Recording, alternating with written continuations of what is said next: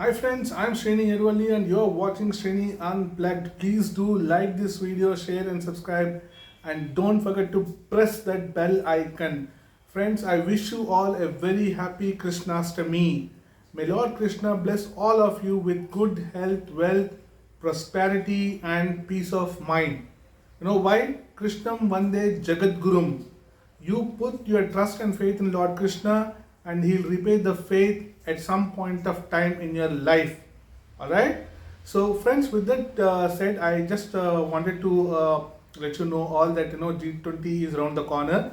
It's happening on the 8th, 9th and 10th of this month in Delhi. So I thought, why don't we revisit the G20 event as a whole itself, right? So where did it all begin? What was its evolution? Where do we stand right now, and where it is going forward? Correct. So friends, with that, and much further ado, let's get started. Friends, so the story of G20 starts in the year 1999 with the trigger point being 1997 to 1999. So these are 2 years are the trigger points, and in 1999 the G20 starts. So what are the trigger points behind G20 formation, right? So let's get started. Friends, in 1997 in Thailand, there is a financial crisis. Why there is a financial crisis? Because the government abandoned its pegged exchange rate to the US dollar, and this triggers a wave of currency devaluations and financial instability in the region. So this is what happens between 1997, in 1997, not between, sorry, in 1997. So what happens next? So this quickly spirals into other economies. So the crisis quickly spreads to neighboring countries including Indonesia, South Korea, Malaysia and the Philippines.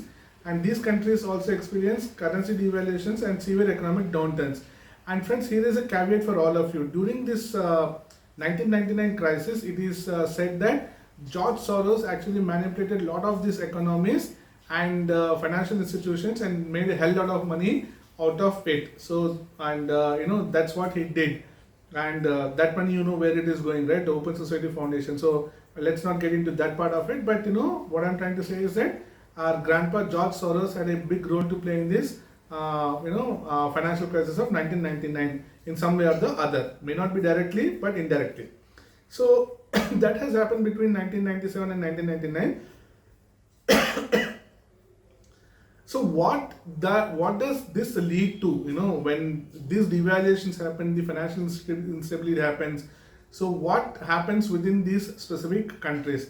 The many companies in these countries went bankrupt because they didn't have the financial muscle to repay the debts that they have borrowed, because the values have come down drastically, right? So that's what's happened, and governments in the affected countries had to implement bailout packages to stabilize their financial system and prevent further economic collapses. So this is what happens. Not only economic collapses, it had a political impact also. So as the point says, political fallout, right? The crisis led to political turmoil in some countries. For example, Indonesia saw the downfall of President Suharto in 1998 amid widespread protests and riots. When these kind of fallouts happen, when people don't have money to buy the basic necessities like food, clothing and shelter, these are bound to happen, which is not good in the interest of any nation. We don't want any riots irrespective of which country it is, right? But this happened. These kind of severe impacts took place. Okay. So South Korea also experienced significant political changes during this period of time. So this is what has happened. Now, what happened while all these incidents were happening? Enter IMF. So what IMF did was, several of the crisis hit countries sought assistance from the International Monetary Fund to stabilize their economy. So they went to IMF and said, this is what is the situation is. So we need your help and assistance. And IMF also promised them to lend the money in a bailout package, but in return they expected these countries and economies to perform structural reforms. So this is what is the engagement and arrangement, and the money comes into the system. What happens next, right? So this leads to basically recovery. Okay, once IMF says that we'll give the funds as a bailout package, the recovery starts slowly but steadily, and parallelly the economies also start implementing their reforms process, slow in a steady manner, but parallelly these things also start happening. And friends, we just spoke about 3 to 4 countries over here in the entire scenario, but that was not to be the case. in 1999, this had a ripple effect across the global economies, implications, right? So this was the last point just talking about. The crisis had global implications as it contributed to a significant slowdown in the global economic growth. So an impact in Thailand actually brought down the entire global economies to standstill, or if it was performing at 100%, it just brought down to 50%, right? So this has a global impact, okay? And then it also brought the importance of interconnectedness of the financial systems, all right? It was not that it was not there, each financial system was interconnected with the other financial system. When I say each financial system, the economy of country X and financial system of country X, its dependence on the economy of country Y, and the financial system of country Y, and so on and so forth. So this interconnectedness was what was identified as the biggest major factor why the global economy came down from its optimal efficiency of 100% to 50%, right? And all the people realized that we cannot live in isolation, and we have to all work together to make sure that these kind of issues don't happen ever again in the future. So this is what has happened, and this is where the birth of G20 takes place. So what happens next? So the G20 is formed in 1999 with G7 countries as its members. So who are these G7 countries? Canada, France, Germany, Italy, Japan, United Kingdom, and United States. Why are they called G7 countries? Because G7 means the developed economies of that particular point of time, right? The global developed economies. So these were the people who came together for started the G20 summit, and they initiated the first meeting of G20 in Berlin in 1999. As the point says, the first meeting of the G20 was held in Berlin in 1999. So what was the discussion all about in 1999, right? So the discussion was that a crisis, a financial instability somewhere in Thailand has brought the developed economies to 50% of their efficiencies, right? So they were not too pleased with that, and then they formed together and discussed how and what are the processes that we should ensure that these kind of things don't happen again. So when this question came up of what we should do, they came to a conclusion that because the effect of Thailand's financial instability was felt on the global economies, it would not be right on their part to just sit together as a developed economies and start formulating policies and reform structures.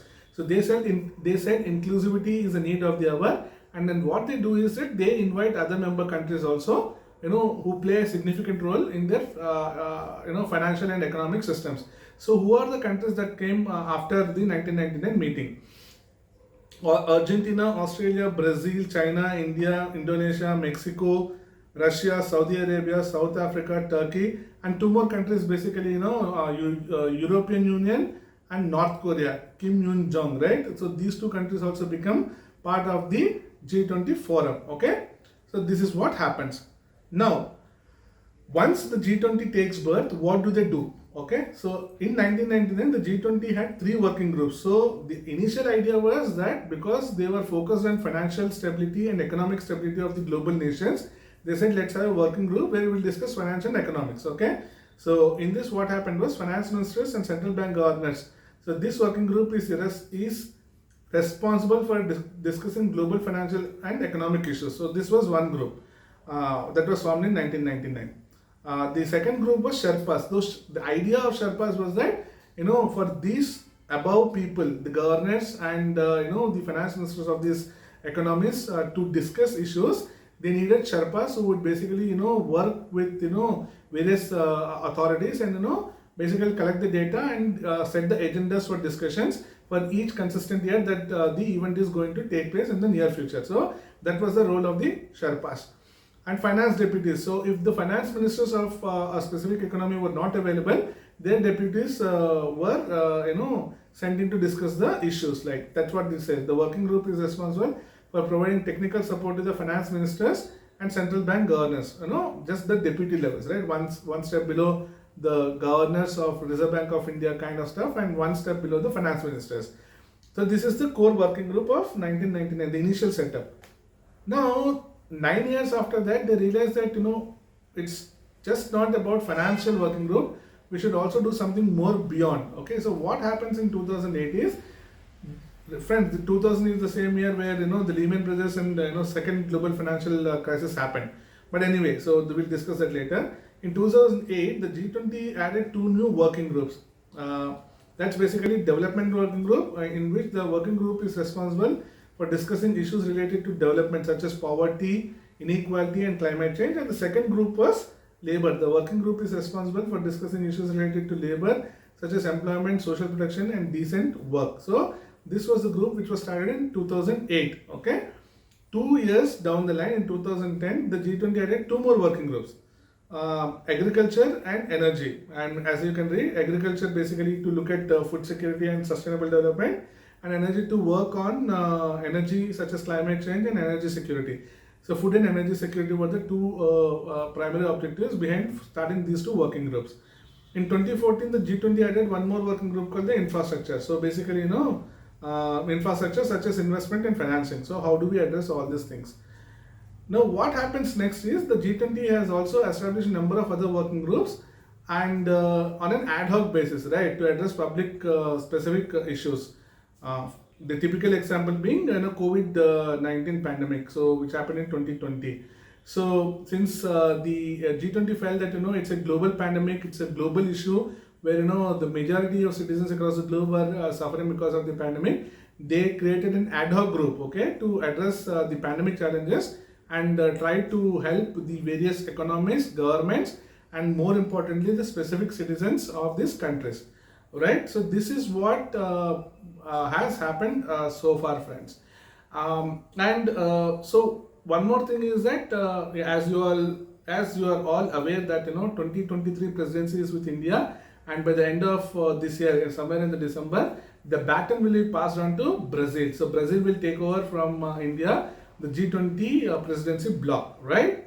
Friends, so far as you have seen, right? So G20 has been a very prominent forum, right? Where various economies come together, discuss a lot of issues, trade, promotion, investments, financial stability, energy security, food security, so on and so forth. And Russia-Ukraine war basically, threw up a big challenge as such. I know Mr. Jaishankar spoke about the energies and food security for the global world, specifically the global south, right? So that is one of the biggest challenge even today as we speak. I think that is one of the points of discussion that is likely to be happening on 9th and 10th, where India will talk about energy and food security to the deserved nations. And friends, it is also observed that for the first time in the history of G20 summits, there will be a voice to the global south, right? And who is going to be this voice? India is going to be the voice of the global south. And Mr. Jaishankar in today's interview with ANI has specifically said that, what is so different with the G20 presidency in India? So when a question was raised, he said that, till the last 12-13 years of G20, wherever it has happened, the global south didn't have any representation. Their voice had no representation. And for the first time, all the global south countries came together and put up their, issues to India, and India will take those issues to the G20 forum and become the voice of the global south. So it's an amazing achievement from the government of India, and specifically the Prime Minister and External Affairs Minister. So friend, this is what in a nutshell the G20 summit was all about. It started with the financial working group, it expanded into trade promotion and investment, it expanded into other areas as well, just to make sure that all these countries come together and discuss global development and a sustainable development, right? This is what has happened. And now that the baton has been passed on to Brazil, so we are hopeful that all the work that has been done by the G20 working committee so far from 1999 till 2023 would be taken up by Brazil, and they will take the legacy of G20 forum initiatives forward in a much better way, right? That's what is the expectation. And you never know, some new working groups will also be formed to address those specific issues which keep coming from time to time. So I think this is a group where it has a scope for basically what you call in technical terms scalability, right? When we talk of technology, we talk about scalability systems. So this group is quite scalable, as it develops and goes step by step into the future. So we assume that once Brazil takes up this presidency, and from Brazil whoever takes up, the group will be scalable enough to bring in new issues that are of importance at that particular point of time. Friends, with that I come to the end of this video. Please do let me know your opinions on this video, friends, because that's very important. It helps me bring important and valuable content to all of you. So please do express your opinions in a comment section, and I'll try to respond to your queries and make this discussion as interactive as possible between us. Right, friends, once again thank you very much. If you enjoyed this video, please do like, share and subscribe, and don't forget to press that bell icon. Jai Bharat.